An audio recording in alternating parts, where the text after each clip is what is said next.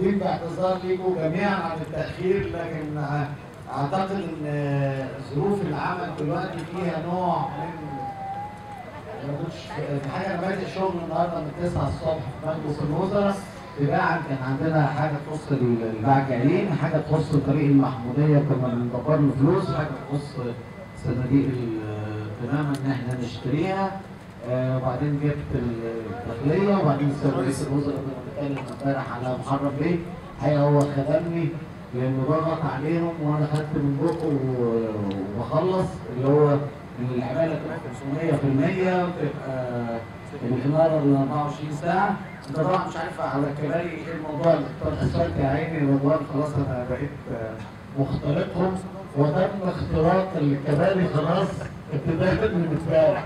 قال لك على كل خابور من دول المفروض يبقى واحد، فدلوقتي المساله سهله، تروح تلاقي اللمبه منوره على كل خابور واحد يبقى بيشتغل، وغير كده يبقوا ما بيشتغلوش. وانا ماشي معاهم